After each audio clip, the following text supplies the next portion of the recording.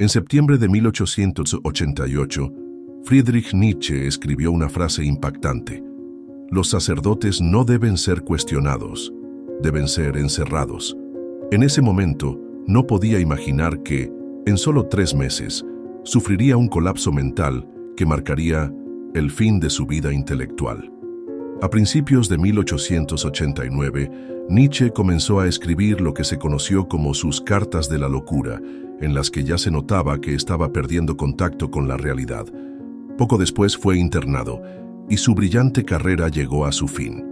La frase sobre los sacerdotes forma parte del capítulo final de El Anticristo, el último libro de filosofía pura escrito por Nietzsche.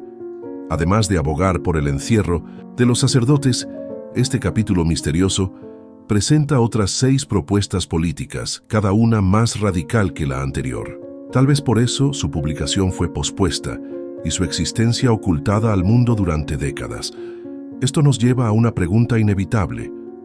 ¿Estas ideas radicales serían el resultado de una mente al borde de la locura? ¿O serían una expresión exagerada, pero sincera, de la filosofía de Nietzsche? En este video, vamos a revisar el polémico capítulo final de El Anticristo, un texto considerado tan incendiario que fue censurado por décadas, y en algunas ediciones todavía se censura hasta hoy. Hoy en día, es fácil dar por sentada la disponibilidad de las obras publicadas de Nietzsche. Pero, como veremos, no siempre fue así. Vamos a adentrarnos en este capítulo secreto y descubrir por qué fue considerado tan peligroso. Las cosas no siempre fueron tan simples como parecen ahora. Si hubieras estado vivo en 1889, tal vez habrías escuchado sobre un excéntrico filósofo alemán que fue internado en un hospital psiquiátrico por razones misteriosas. Había rumores de sífilis, susurros sobre un caballo en Turín. Sí, un caballo. Y hasta especulaciones sobre cómo una filosofía radical podría llevar a la mente humana al límite. Pero de lo que no habrías escuchado era sobre su última obra filosófica, un libro llamado El Anticristo. Escrito en 1888, este libro fue terminado poco antes de que Nietzsche sufriera un colapso mental. Mientras su salud mental se deterioraba y sus amigos se ocupaban de internarlo, el manuscrito de El Anticristo cayó en manos de Franz Overbeck y Heinrich Köselitz, 2 de sus confidentes más cercanos. Ellos decidieron posponer la publicación del libro debido a su contenido radicalmente anticristiano.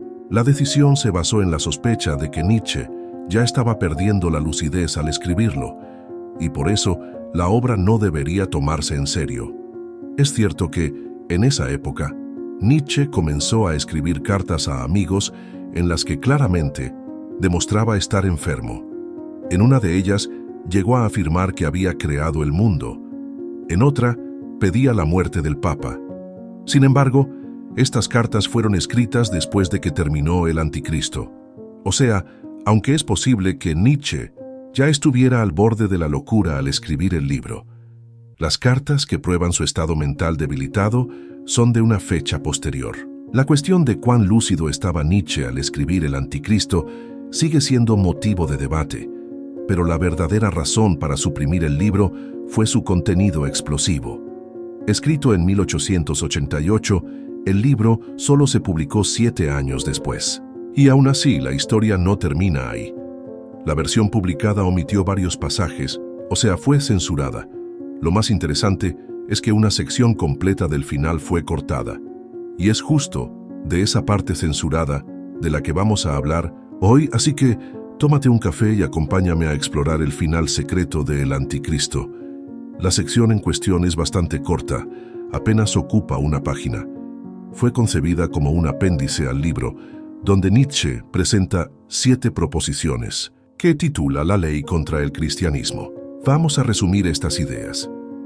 Los sacerdotes deberían ser encerrados. ¿Sí? Los cultos religiosos son un ataque a la moral pública. El lugar donde nació el cristianismo debería ser arrasado. La castidad es antinatural. Asociarse con sacerdotes debería ser un crimen. Palabras como Dios, Salvador y Redentor deberían usarse como insultos, reservadas para criminales. Todo lo demás se deriva de esto. Estas propuestas son extremadamente radicales, incluso para los estándares de Nietzsche. Algunas frases que usa, especialmente en el contexto del siglo XIX, alcanzan un nivel de radicalismo que no se veía en sus obras anteriores. Nietzsche sufrió su colapso mental en 1889. Sin embargo, el año anterior fue increíblemente productivo, escribiendo El caso de Wagner, Crepúsculo de los ídolos, El anticristo y Ecce Homo en ese orden. Considerando que Ecce Homo es una autobiografía intelectual, El anticristo se convierte en la última obra de filosofía pura de Nietzsche. Y como la ley contra el cristianismo fue planeada como un apéndice a este libro, estas 7 proposiciones representan las últimas palabras puramente filosóficas de Nietzsche. Incluso nos da la fecha exacta en que estas leyes fueron escritas: 30 de septiembre de 1888, o como él mismo escribe, el primer día del año 1, ya que consideraba el calendario cristiano una cuenta errónea del tiempo. El 1 de enero de 1889, unos 2 o 3 meses después de escribir estas líneas, Nietzsche envió las primeras cartas que revelaban su locura. En ellas se firmaba como Dionisio o el crucificado, y fueron estas cartas las que convencieron a sus amigos de buscar ayuda profesional para él. Así que tenemos aquí un texto escrito 2 meses antes de que su autor sufriera un colapso mental. Un texto radical, hiperbólico, lleno de generalizaciones extremas y escrito con un lenguaje que no deja espacio para medias tintas. Y, para colmo, esta era la parte más ofensiva de un libro que ya se consideraba lo suficientemente ofensivo como para posponer su publicación. En resumen, era el fragmento más explosivo de una obra ya explosiva, escrito por un hombre al borde de la locura. No es difícil entender por qué este pasaje fue suprimido. Después de todo, era fácil asumir que estas proposiciones eran el producto de una mente desequilibrada, indignas de publicación. Pero, ¿fue justa esta supresión? ¿O, al censurar estas palabras, perdimos una parte crucial del pensamiento de Nietzsche? Es cierto que el tono es agresivo y exagerado, pero no podemos ignorar que refleja una crítica profunda al cristianismo y a la moralidad occidental, temas que Nietzsche venía explorando desde hacía años. Tal vez, en lugar de descartar estas proposiciones como locura, deberíamos verlas como un último grito de alerta de un filósofo que dedicó su vida a cuestionar las bases de nuestra sociedad. Y él presentó esto como una pieza seria de la filosofía de Nietzsche. Pero lo es. Al final del día es una cuestión de especulación si el anticristo en su totalidad, y este apéndice final en particular, son obras de una mente que ya coqueteaba con la locura. Es innegable que Nietzsche, en su período final, escribe con un lenguaje cada vez más hiperbólico, generalizado y extremo. Pero hay una gran diferencia entre hipérbole e insanidad. Sí, El Anticristo es un libro radical, pero también presenta argumentos. El estilo es claro. De hecho, entre los libros de Nietzsche, El Anticristo es uno de los más directos. No hay aforismos misteriosos aquí, ni saltos de un tema a otro, ni poesía como en la genealogía de la moral. Es probablemente su obra más sistemática, exponiendo argumento tras argumento de manera organizada y metódica. ¿Eso parece el trabajo de una mente al borde de la insanidad? Yo no lo creo, pero tú puedes tener una opinión diferente. Y lo que cierra este libro radical, pero consistentemente claro y lúcido, es un conjunto de leyes propuestas contra el cristianismo. Honestamente, considerando el contenido general del Anticristo, estas leyes no son una exageración tan grande. Básicamente, siguen los argumentos presentados a lo largo del libro. El único problema real con ellas es que están formuladas en un estilo muy hiperbólico y extremo, y el hecho de que Nietzsche proponga una ley, algo que normalmente no hace. Pero podemos explicar esto como una elección estilística, un floreo retórico. Así que vamos a ver de qué se trata toda esta polémica y examinar estas leyes propuestas en detalle. Empezando por la primera. Todo tipo de antinaturaleza es un vicio. El sacerdote es el tipo de persona más vicioso. Él enseña la antinaturaleza. Los sacerdotes no deben ser cuestionados, deben ser encerrados. Se entiende por qué esto fue considerado controvertido, ¿no? Es principalmente la última frase la que impacta. Pero Nietzsche ya había sido vocalmente antipadre en muchas de sus obras, algunas escritas mucho antes de su colapso final. Por ejemplo, mira esta cita de la genealogía de la moral. En todo, cuerpo político, el sacerdote ascético estableció este tratamiento de los enfermos. La enfermedad se extendió con una velocidad siniestra por todas partes. ¿Cuál fue el resultado? Un sistema nervioso destrozado, además de la enfermedad ya existente. Y esto tanto en los más grandes como en los más pequeños, en individuos y en masas. El problema de Nietzsche con la clase sacerdotal es que predican la antinaturaleza. En otras palabras, enseñan la existencia de mundos más allá. La idea de que más allá de nuestra realidad material existe otro mundo, más importante que este aquí y ahora, y que debemos descartar este mundo en favor del próximo. Ellos son los pastores de la revuelta de los esclavos y de la moral esclava. Transformaron todo lo que se consideraba bueno y digno en algo enfermo y malo. Como lo dice Nietzsche, sabemos cuáles son las tres grandes consignas del ideal ascético: pobreza, humildad y castidad. Lo opuesto a estas cosas, riqueza, orgullo y sensualidad, exige un compromiso con el mundo material, que fue etiquetado como un lugar maligno por la clase sacerdotal. Estas distracciones materiales desvían el alma de la vida eterna en 1970, el cielo. Pero claro, el punto de Nietzsche es que esta visión sacerdotal surgió de la debilidad. Ellos no podían alcanzar riqueza, orgullo y sensualidad, así que decidieron que nadie debería alcanzarlos. Ellos empezaron a defender la pobreza, la humildad y la castidad, como el zorro que no puede alcanzar las uvas y en cambio dice que están agrias y que nunca las quiso. Aquellas pocas almas fuertes que buscaban estas cosas, sin culpa, pronto eran convencidas de abandonar sus ambiciones por los mismos sacerdotes que llenaban sus cabezas con ideas de culpa y miedo, asustándolos para que renunciaran a estos deseos terrenales, y lo hacen no por la fuerza, sino por el poder de las palabras, de los discursos, de la dialéctica. Es por eso que Nietzsche dice aquí que los sacerdotes no deben ser cuestionados, deben ser encerrados. En otras palabras, no les des la oportunidad de envolverte en su visión del mundo. No entres en discusiones con ellos, simplemente di no y sigue adelante. La dialéctica, los argumentos, las palabras son herramientas de los débiles. Esta es otra proposición radical de Nietzsche, pero no está de ninguna manera confinada a esta obra final escrita al borde de la locura. Es un tema que recorre sus trabajos y alcanza su clímax en su discusión sobre Sócrates, el debatedor por excelencia, en Crepúsculo de los ídolos. El hombre recurre a la dialéctica solo cuando no tiene otros medios a su alcance. La gente sabe que despierta sospechas y que no es muy convincente. Nada es más fácil de disipar que un efecto dialéctico. Esto lo prueba la experiencia de toda reunión donde hay discusiones. Solo puede ser la última defensa de aquellos que no tienen otras armas. Así que vemos que, lejos de ser una ruptura con su filosofía anterior, esta primera ley, al menos en sus dos puntos importantes, de que la antinaturaleza es mala y que la razón es sospechosa, está en plena armonía con los trabajos previos de Nietzsche.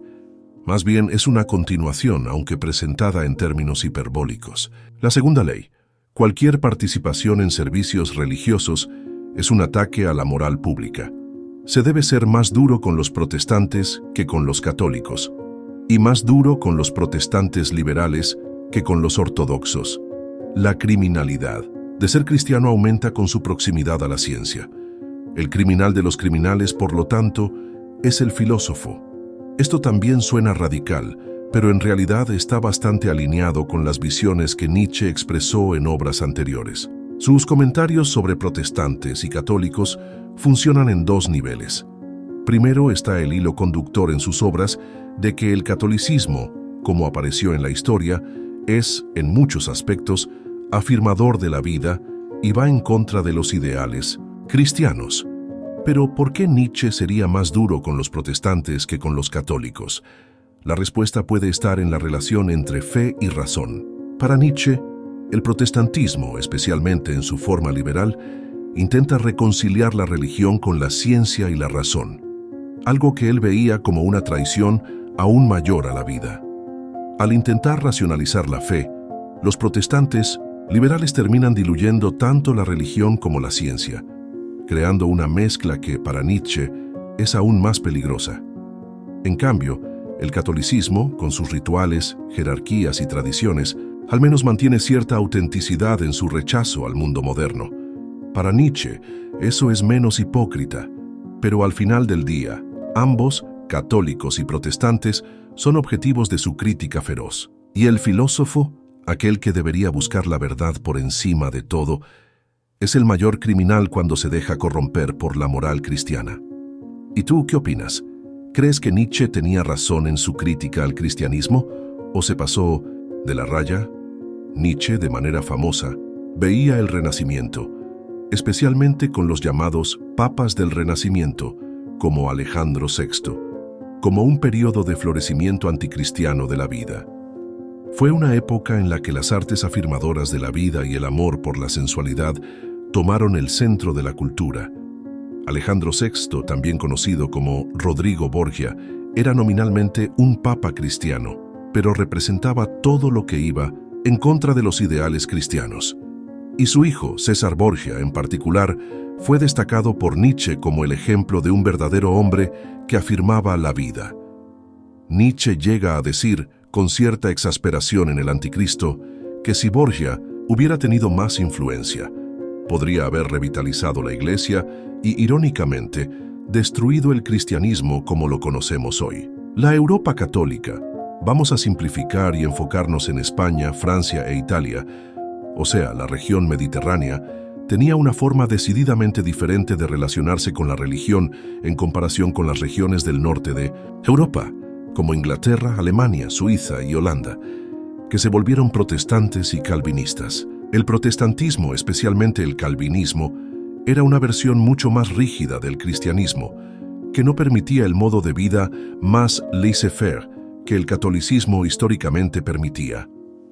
Claro, este es un tema enorme que merecería un video propio o hasta una biblioteca entera de libros. Pero piensa por un momento en cómo Nietzsche habla de Martín Lutero y su papel en la historia.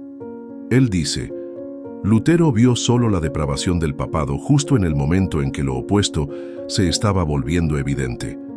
La vieja corrupción, el pecado original, el propio cristianismo ya no ocupaban la silla papal. En cambio, había vida. En cambio, había el triunfo de la vida. En cambio, había un gran sí a todo lo que era elevado, bello y audaz. Y Lutero restauró la Iglesia. Él atacó el Renacimiento, un evento sin significado, una gran futilidad. Por lo tanto, los protestantes reciben una dosis extra de desprecio de Nietzsche, pero no solo como destructores de una moralidad floreciente en Europa. Hay otra capa en esto, y nos obliga a hablar nuevamente sobre el ideal ascético.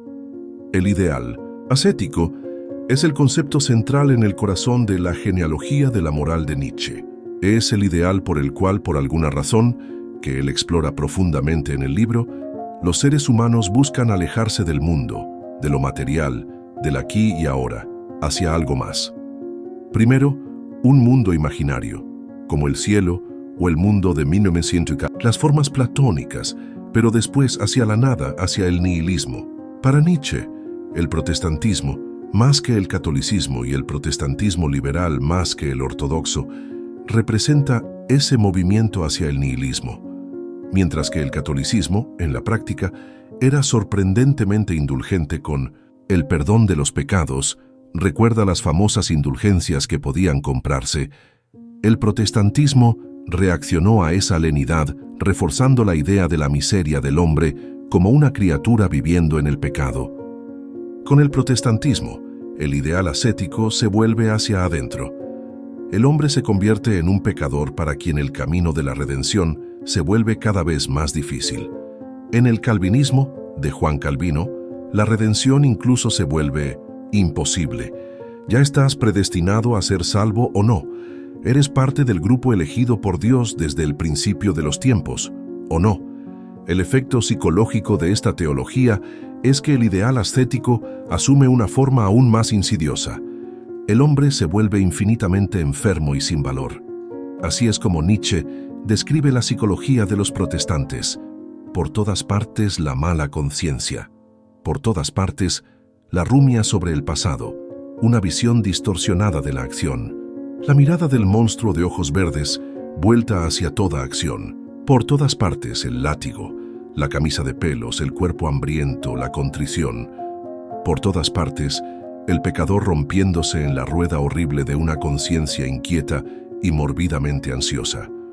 Por todas partes el dolor mudo, el miedo extremo, la agonía de un corazón torturado, los espasmos de una felicidad desconocida, el grito por redención. El catolicismo, por más cristiano que sea, al menos no causa tanto daño psicológico en sus fieles como el protestantismo. Como dicen por ahí, la hipocresía es abrazada con alegría en el catolicismo, ya que los pecados pueden ser perdonados con unas cuantas Ave Marías. Tu lugar en el cielo puede comprarse con algunas indulgencias. El perdón está disponible para todos los pecadores. Con el protestantismo eso desaparece y la cuestión de la redención, del sufrimiento y de la culpa se vuelve más urgente, dejando al hombre más enfermo.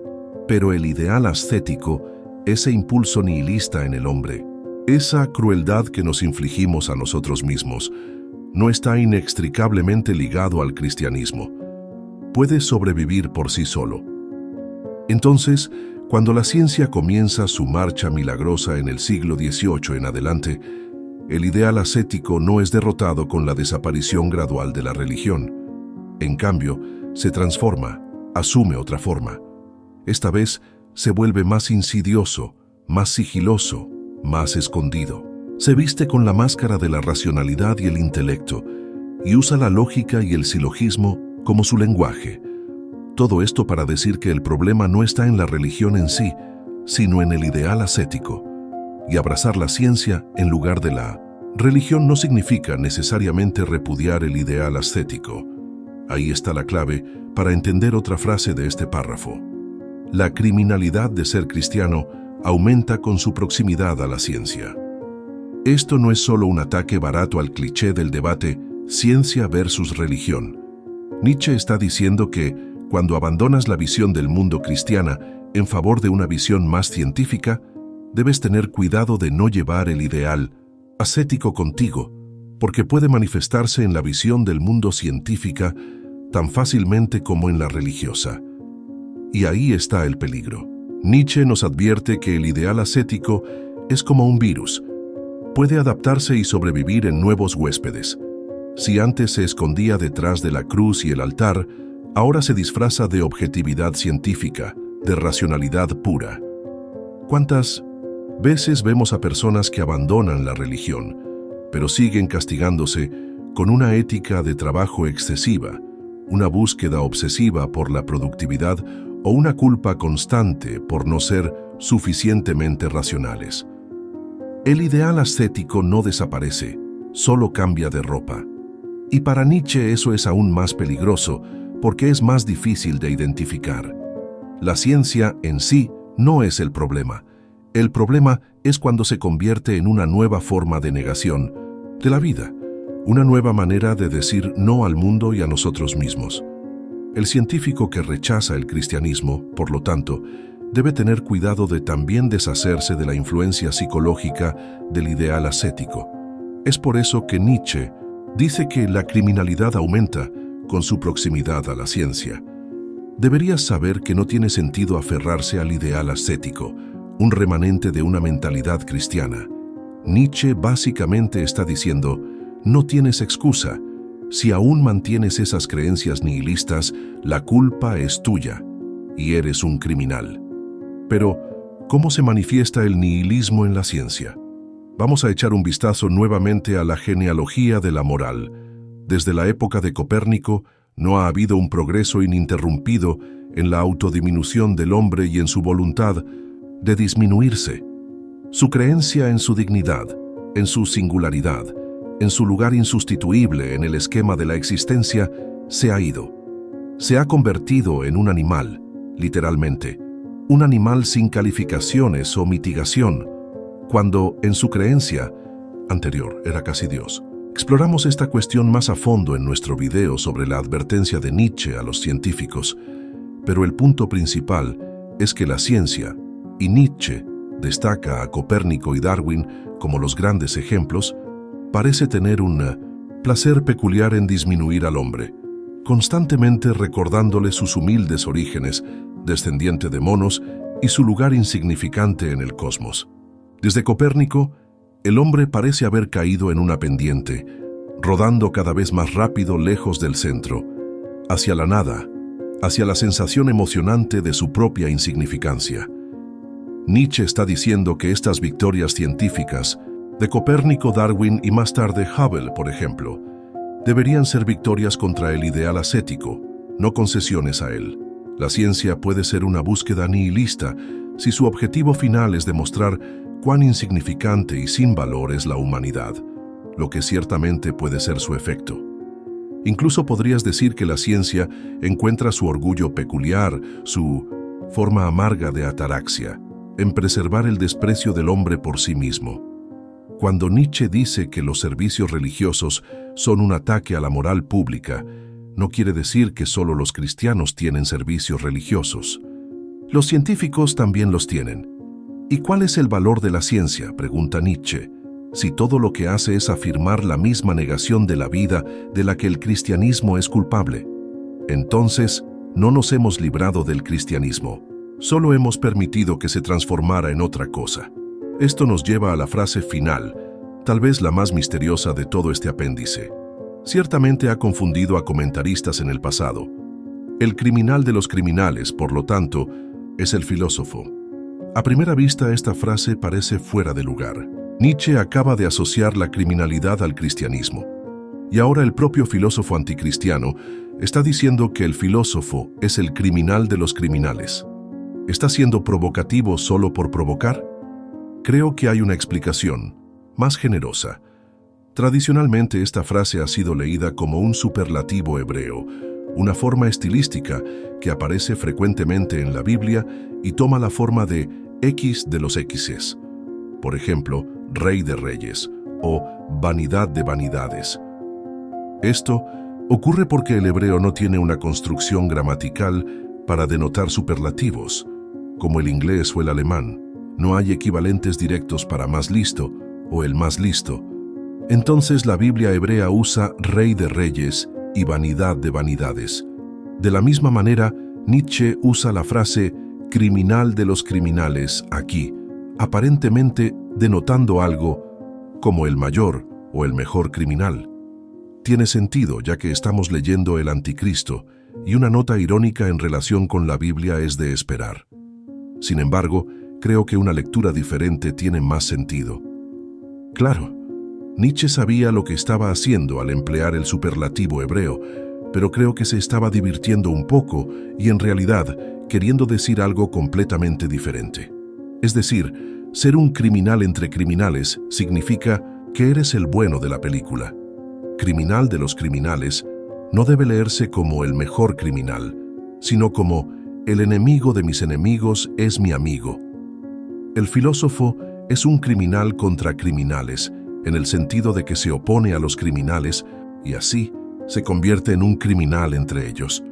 También está diciendo que el filósofo debe estar cerca de la ciencia, lo que lo convertiría en un criminal.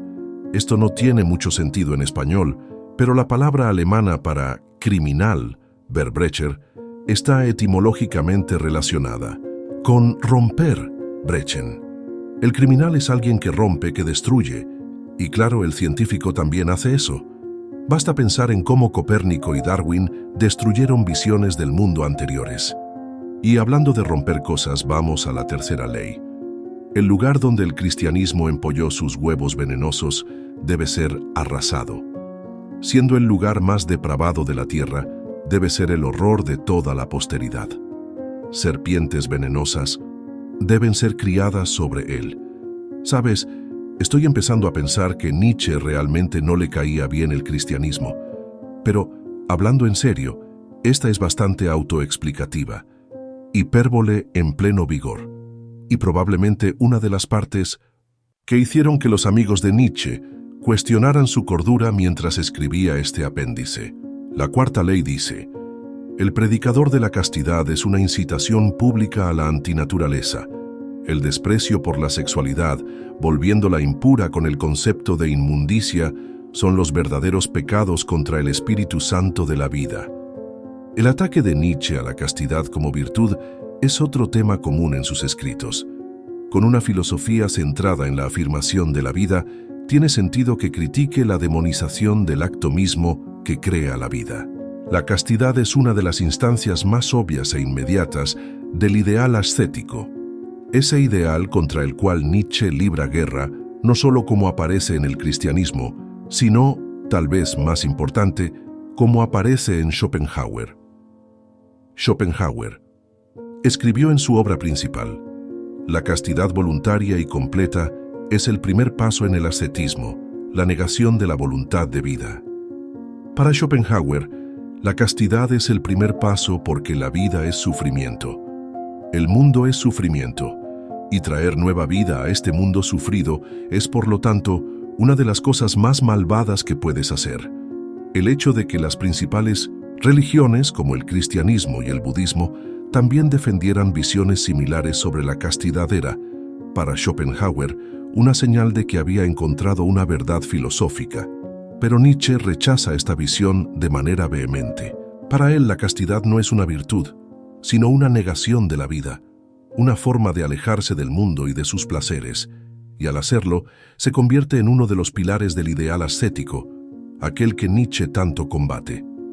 La sexualidad, en lugar de ser algo sucio o pecaminoso, debería celebrarse como una expresión de la vitalidad y la fuerza de la vida.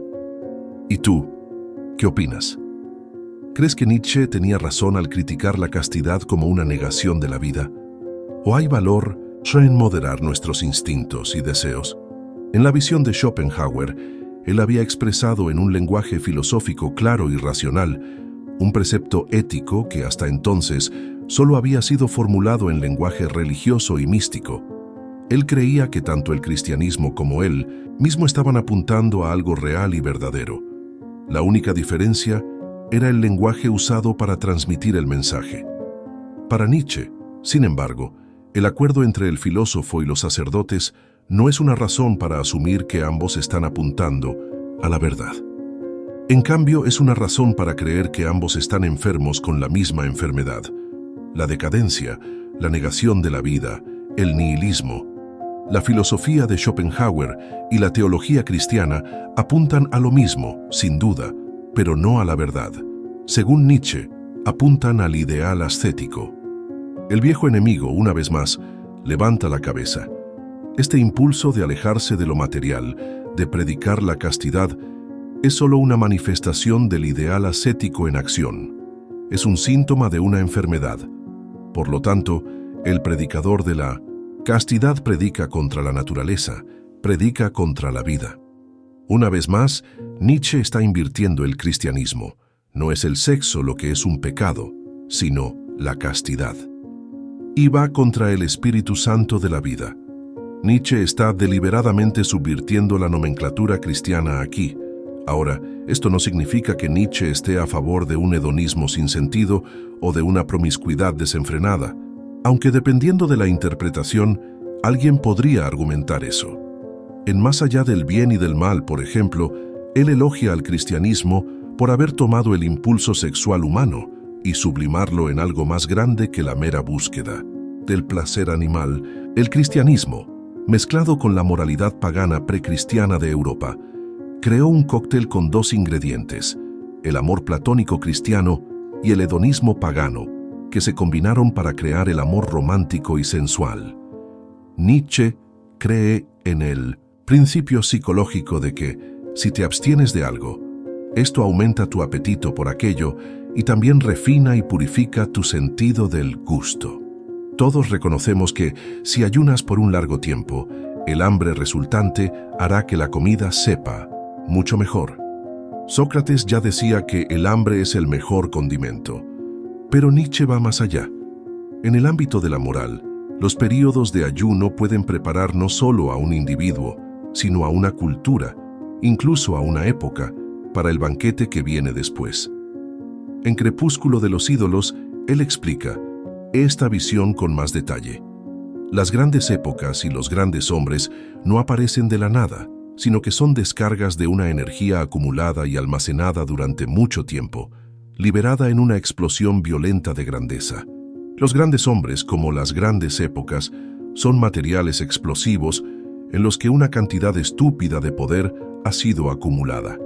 Las primeras condiciones de su existencia son siempre históricas y fisiológicas. Son el resultado del hecho de que durante largas eras la energía fue recolectada, almacenada, ahorrada y preservada para su uso, y ninguna explosión ocurrió. En esta visión, Nietzsche prefigura en particular las ideas de Freud sobre la sublimación y la represión. Pero volviendo al amor sexual, ¿por qué Nietzsche le atribuye al cristianismo la creación del amor romántico?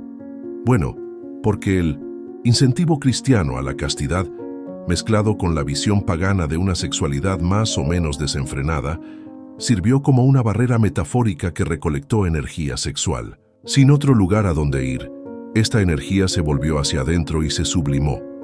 El sexo, bajo la moralidad cristiana, no podía externalizarse. No podía convertirse en un acto físico y, por lo tanto, se internalizó y se convirtió en un acto psicológico. De ahí nació nuestra concepción del amor romántico. Esta es, en realidad, una de las raras instancias en las que Nietzsche le atribuye al cristianismo haber hecho algo correcto. Él escribe: aquí también hay una pista para explicar la paradoja de por qué fue precisamente en el período más cristiano de la historia europea, y en general solo bajo la presión de los sentimientos cristianos, que el impulso sexual se sublimó en amor. Sin embargo, Nietzsche también tiene algunas visiones poco ortodoxas sobre la naturaleza del amor romántico. Él llama a la idea de que el amor es de alguna manera un acto altruista como uno de los mayores errores de la psicología. En Exe, Homo explora esto más a fondo. Si hay suficiente interés en este tema, podemos hacer un video completo sobre esto. Así que, por favor, deja un comentario si te interesa. Vamos a dejar la castidad de lado por un momento y echar un vistazo a la quinta proposición. Comer en la misma mesa que un sacerdote te ostraciza. Eres excomulgado de la sociedad honesta. El sacerdote es nuestro chandala. Debe ser ostracizado, privado de alimento, llevado a todo tipo de desierto. Otra proposición radical, y una vez más atacando a los sacerdotes. Esta es bastante autoexplicativa, especialmente considerando nuestra discusión anterior. Pero una observación rápida sobre la palabra chandala muestra que Nietzsche simplemente está llevando su filosofía a sus conclusiones lógicas. Todo, en estas leyes, por más hiperbólicas que sean, fluye de ideas que ya había expuesto en escritos anteriores. Por ejemplo, en Crepúsculo de los ídolos, escribe: mientras el sacerdote sea representado como el tipo más elevado de hombre, todo tipo valioso de hombre ha sido depreciado. Llegará el momento, lo garantizo, en que será visto como el tipo más bajo, como nuestro chandala, como el tipo más despreciable y deshonroso de hombre. Por si no lo sabes, en el antiguo sistema de castas de la India, los chandalas eran los intocables, los más bajos entre los bajos. Nietzsche usa esta palabra regularmente para hablar sobre jerarquía y valores. La usa literalmente, pero también de manera más sutil, como una metáfora para cómo los hombres de grandeza, filósofos, científicos, escritores, pintores, tienden a vivir una vida de ermitaño, y como él dice, llevan la marca del chandala. En un momento, incluso usa el término para describirse a sí mismo, como una especie de ironía o distintivo de honor. Con su naturaleza científica, uno pertenecía a los chandalas. Tuvimos todo el sentimiento de la humanidad en contra. Claro, Zaratustra sería un ejemplo perfecto de alguien que lleva la marca del chandala, pero este aislamiento no viene de la debilidad, sino de la fuerza. de un deseo de separarse del rebaño voluntariamente, en lugar de ser ostracizado involuntariamente. Y es ahí donde Nietzsche nos desafía a pensar, ¿qué significa ser un chandala en un mundo que valora la conformidad? ¿Acaso aquellos que son rechazados por la sociedad, los artistas, los pensadores, los visionarios, no son en realidad los verdaderos creadores de valor? Nietzsche nos invita a cuestionar las jerarquías impuestas y a reconocer que muchas veces la grandeza surge precisamente de aquellos que son marginados. El uso del término chandala, por lo tanto, no siempre es estrictamente negativo, aunque en esta proposición definitivamente lo es. Vamos a la sexta ley. La historia sagrada debe ser llamada por el nombre que merece, la historia maldita. Las palabras Dios, Salvador, Redentor y Santo deben usarse como términos de abuso para designar criminales. Una vez más, Nietzsche toma el cristianismo y lo pone patas arriba. Todos estos términos de gran importancia, que significan el bien supremo en el cristianismo, se convierten en insultos en manos de Nietzsche. La razón: el cristianismo comenzó como una inversión de la moralidad de los señores, de la moralidad de los fuertes. Fue una rebelión de los esclavos en la moral que triunfó. Por lo tanto, una inversión de la inversión es necesaria, y eso es lo que Nietzsche llama la transvaloración de los valores. De muchas maneras, esta es la parte más importante de la filosofía de Nietzsche en su conjunto. El Anticristo fue concebido como la primera parte de un gran volumen de 4 partes que Nietzsche planeaba escribir, titulado provisionalmente La transvaloración de los valores. Sin embargo, como recordarás, Nietzsche quedó incapacitado poco después de escribir El Anticristo, y esta obra maestra planeada nunca se completó. Una vez más, Crepúsculo de los ídolos es una guía valiosa aquí. En un pasaje donde discute un error que cometen los filósofos, desviados por el pensamiento abstracto y el razonamiento puro, Nietzsche menciona cómo hay una tendencia en la filosofía de colocar el último concepto, el más general, abstracto y vacío en primer lugar, cuando en realidad debería ser al revés. O mejor aún, el llamado último concepto ni siquiera debería existir. Vamos a echar un vistazo más de cerca. Es más fácil usar a Platón como ejemplo. En la teoría de las formas de Platón, la totalidad del ser es como una pirámide. La idea más elevada está en la cima de la pirámide, y gradualmente las cosas descienden hasta nosotros, hasta el mundo material común. La idea suprema es la idea del bien. Del bien emanan otras ideas, como la belleza, la justicia y la verdad. De estas ideas, a su vez, emanan otros universales, como la igualdad, y así sucesivamente, hasta llegar a los particulares, como la idea de una silla. Y más abajo, entramos en el reino material, donde tenemos sillas que participan de la idea de silla, es decir, el mundo como lo percibimos normalmente. Pero Nietzsche dice que esto está exactamente al revés. En lugar de que el mundo material de las sillas sea el más bajo, debería ser el más alto, porque es todo lo que tenemos, este mundo aquí y ahora. Todo lo demás, todo lo que está arriba en la pirámide platónica, solo existe porque lo razonamos en existencia. Fundamentalmente, insistimos en desconfiar de nuestros sentidos. Nietzsche se pregunta, ¿realmente necesitamos todo esto? Y responde, no. La cosa más alta en la pirámide, el bien en sí, del cual todo lo demás desciende, hasta nosotros debería en realidad ser la más baja. Es una abstracción de una abstracción, de una abstracción, tan lejana de la realidad material del aquí y ahora, que Nietzsche se pregunta si no hay razones psicológicas ocultas para que los filósofos quieran tal abstracción. ¿Acaso están tratando de escapar del mundo material porque no pueden lidiar con él? Pero me estoy desviando. Si simplificamos la historia un poco, algo que Nietzsche también disfruta hacer, el bien platónico eventualmente se transforma en el Dios cristiano. Y al igual que con el bien de Platón, en el mundo cristiano, conceptos como justicia, belleza y verdad también descienden hasta nosotros directamente desde la cima de la pirámide de Dios. Este pensamiento de arriba hacia abajo es emblemático Del filósofo, dice Nietzsche. Esto es solo su manera de expresar su veneración. La cosa más elevada no puede haber crecido a partir de la más baja. No puede haber crecido de ninguna manera. Moral. Todo lo de primera clase debe ser causa sui. Esta idea de que la cosa más elevada no puede haber crecido a partir de la más baja es uno de los prejuicios de los filósofos que Nietzsche ataca en obras anteriores, como Más allá del bien y del mal.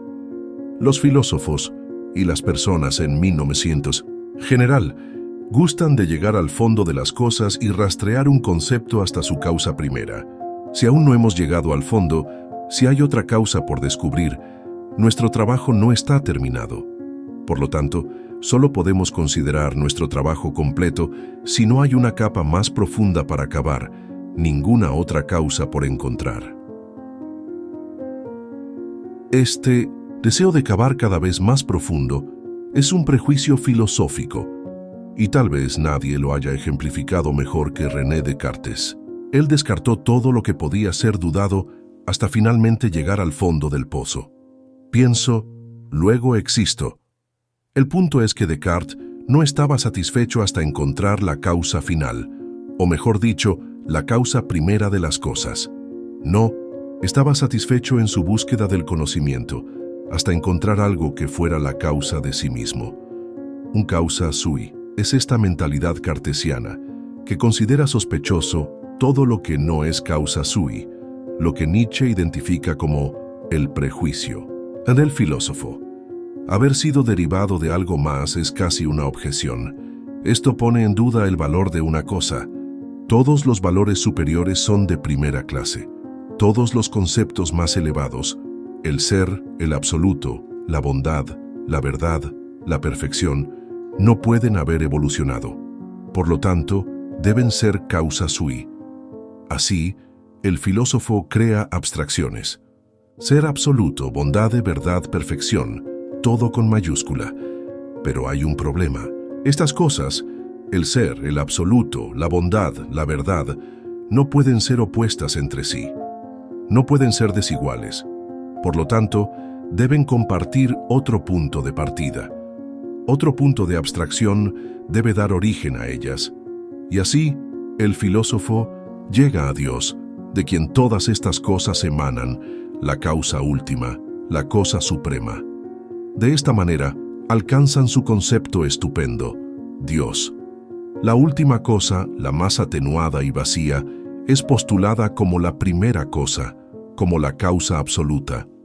Como, dice Nietzsche, esto está exactamente al revés. Por lo tanto, en esta proposición, él afirma que debemos dejar de usar palabras como Dios, Santo y Redención como términos de respeto, y en cambio, usarlos como términos de ridiculización o insulto. Después de todo, si estas abstracciones están tan lejanas de la realidad material, ¿por qué seguir tratándolas como sagradas? Entonces, llegamos a la séptima y última proposición. Todo lo demás se deriva de esto. Todo lo demás se deriva de esto. Y de hecho, se deriva. Pero yo argumento que este séptimo punto también es una extensión de la filosofía de Nietzsche en su conjunto. Esta proposición final es el cierre, pero obviamente apunta a algo más grande.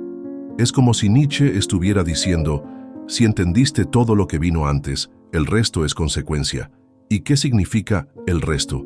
Para Nietzsche, es la aplicación práctica de esta transvaloración de valores. Si aceptamos que conceptos como Dios, redención y santidad son construcciones humanas y no verdades absolutas, entonces podemos comenzar a reconstruir nuestra moralidad desde una base más sólida: la vida, el mundo material, el aquí y ahora.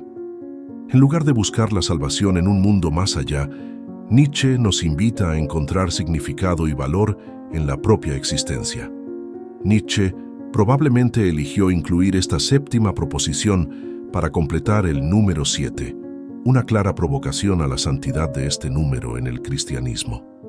Pero al incluir esta última frase, una vez más nos señala hacia el futuro, algo que a Nietzsche le gusta hacer de vez en cuando. Recuerda que el subtítulo de Más allá del bien y del mal es Un preludio a una filosofía del futuro. Al-Alotay, largo del Anticristo. Nietzsche atacó al cristianismo de manera implacable. No solo hizo una crítica a la religión en sí, sino también a su historia. Cómo los discípulos de Jesús distorsionaron su mensaje, cómo la religión cristiana es un desdoblamiento de la moralidad de los esclavos que surgió en oposición a Roma, cómo San Pablo llevó las enseñanzas de Jesús en otra dirección, y así sucesivamente. Tanto la genealogía de la moral como Crepúsculo de los ídolos son libros que tratan casi exclusivamente del pasado. Por lo tanto, puede ser tentador ver a Nietzsche como un filósofo preocupado principalmente por la historia. Pero eso sería un error. El verdadero proyecto de Nietzsche siempre estuvo orientado hacia el futuro. El espectro inminente del nihilismo, la marcha del ideal ascético, el impacto de la muerte de Dios en la humanidad, el avance de la ciencia y lo que eso significa para nosotros como especie y cómo nos vemos en relación con el universo. Pero ¿cómo sería esa filosofía del futuro? Nietzsche es comparativamente silencioso al respecto. En Más allá del bien y del mal, habla sobre sus futuros lectores, los espíritus libres, y cómo ellos serían los responsables de dar forma a ese futuro después de que Nietzsche deconstruyera el pasado. Hay, por supuesto, algunas pistas. Nietzsche se veía a sí mismo como un profeta y los profetas anuncian, pero siempre hay un aura de misterio a su alrededor, una capa de oscuridad. Los profetas hablan en enigmas, como el oráculo de Delfos, o los profetas del Antiguo Testamento, anunciando la venida del Mesías. ¿Y qué anunció el profeta Nietzsche? La llegada del Übermensch, el superhombre. ¿Pero qué es exactamente el Übermensch? Nietzsche nunca nos dio una definición clara y directa. En cambio, nos dejó pistas, enigmas y desafíos. El Übermensch no es un modelo específico a seguir, sino una idea, una posibilidad. Representa a alguien que supera los valores tradicionales, que crea sus propios valores y vive auténticamente, sin aferrarse a las ilusiones del pasado o a las negaciones de la moralidad ascética. Nietzsche nos invita a imaginar un futuro donde los seres humanos ya no estén limitados por dogmas religiosos o abstracciones filosóficas. Un futuro donde la vida sea celebrada en toda su plenitud, donde la creatividad, la fuerza y la voluntad de poder sean las fuerzas motrices. El Übermensch es aquel que abraza el caos del mundo y a partir de él crea algo nuevo y extraordinario. ¿Y tú qué opinas? ¿Crees que el Übermensch es una utopía inalcanzable o representa una posibilidad real para el futuro de la humanidad? Deja tu opinión en los comentarios y sigamos reflexionando sobre cómo Nietzsche nos desafía a repensar no solo el pasado, sino también el futuro que estamos construyendo. Gracias por ver el video y nos vemos en el próximo.